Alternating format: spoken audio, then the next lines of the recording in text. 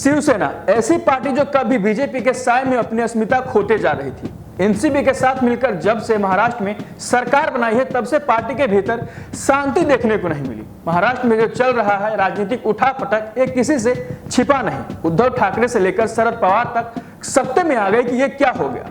चलिए आज हम आपको बताते हैं राजनीतिक भूचाल के पीछे की असली वजह। नमस्कार, मैं सुरजीत और आप देखना शुरू कर चुके हैं द लोकसभा। शिवसेना में दूसरे नंबर के नेता नगर विकास मंत्री एकनाथ शिंदे ने बगावत का फुल प्रूफ प्लान तैयार किया था। इस प्लान की गोपनीयता इसी से समझी जा सकती है कि सूरत जाते समय शिंदे के साथ पुलिस फोर्स भी नहीं ले गए। शिंदे के साथ रातों रात मुंबई छोड़ने वाले 40 विधायक, जिसमें शिवसेना का 33 और 7 निर्दलीय विधायक सूरत के लामेडेन होटल पहुंच गए। तब लोगों को खबर लगी। सूत्रों के हवाले से यह भी खबर निकलकर आ रही कि इन सब को मदद करने वाले भी बीजेपी के एक नेता शामिल थे। सूत्रों के मुताबिक सूरत जाने की पूरी स्क्रिप्ट सोमवार को हुए विधान परिषद चुनाव से 2 दिन पहले लिखी गई थी। चुनाव के दौरान बीजेपी के हंगामे के बाद अमली जामा पहनाया गया।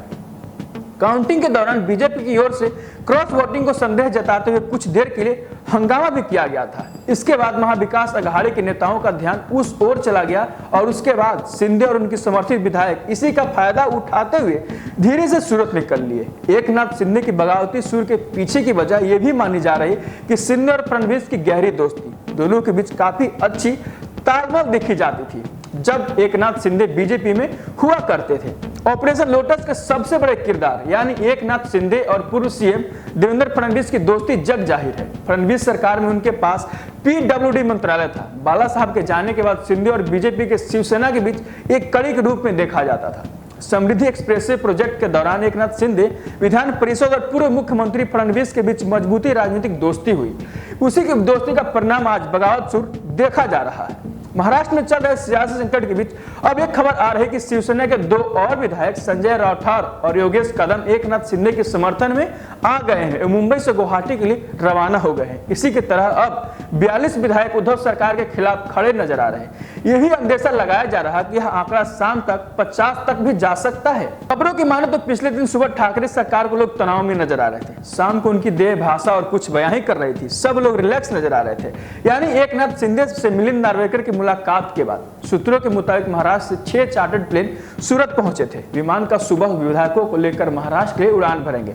ये बात भी इससे पुष्टि होती है कि चेकआउट की अग्रिम सूचना जमानत होटल में दे दी गई है। उद्धव ने अपने बाकी विधायकों से मीटिंग में भरोसा जताया था कि एकनाथ शिंदे उनकी बात सुनेंगे और सब सही हो जाएगा। माना यह जा रहा है कि महाराष्ट्र संकट संभल जाएगा, पर राजनीतिक में सब कुछ न हो जाए तब तक बस कयास ही रहता है। बस अंदाजा लगाया जा सकता है। इतना कुछ हो जाना, एकनाथ शिंदे 40 विधायक लेकर सूरत चले जाते हैं। सरकार गिराने का खतरा पार्टी में किसी को कानो कान खबर तक नहीं होती। आखिर इसके पीछे नाराजगी की वजह क्या रही होगी? कभी शिवसेना के काफी करीब रहे और वर्तमान में महाराष्ट्र नवनिर्माण सेना के थिंक टैंक कहे जाने वाले वरिष्ठ पत्रकार वागीश सारस्वत ने बताते हैं कि शिंदे की बगावत का एक दिन का परिणाम नहीं है, बल्कि यह उद्धव ठाकरे द्वारा लगातार उनकी की जा रही अवहेलना और अनदेखी के कारण हुई है। यह भी कहा जा रहा है कि शिवसेना के प्रमुख के मुख्यमंत्री बनाने से पहले एकनाथ शिंदे का नाम महाविकास अघाड़ी की ओर से सीएम पद के लिए आया था। इसके बाद उनको नगर विकास मंत्री बना दिया जाता है। भीतर से खबर यह भी आ रही है कि शिंदे अपने मंत्रालय में सीएम और उनके बेटे आदित्य ठाकरे के दखल की वजह से नाराज थे। उनके करीबी लोगों का कहना था कि बिल्डर लॉबी से जुड़े लोग सीधे सीएम से मिल रहे हैं और उनके काम में अड़चन पैदा कर रहे हैं। बताया जा रहा है कि शिंदे के साथ होटल में रुके अन्य सभी विधायक महाराष्ट्र के ग्रामीण भाग से आते हैं। वे इस इलाके से आते हैं जहां शिवसेना के नाम का उनको कोई फायदा नहीं होता और वे अपने दम पर भी किसी भी पार्टी में रहने का मदा रखते हैं। शिंदे गुट के नेताओं का मानना है कि शिवसेना अब सीएम उद्धव ठाकरे, मुंबई संजय राउत और आदित्य ठाकरे तक सिमट कर रह गई। सीएम शिवसेना के नेताओं से ज्यादा एनसीपी के मंत्रियों और विधायकों को तरजीह दे रहे हैं। शिंदे को शिवसेना के बड़े नेताओं के रूप में देखा जाता है। यही वजह है कि वे नाराज होकर शिंदे के साथ चले गए।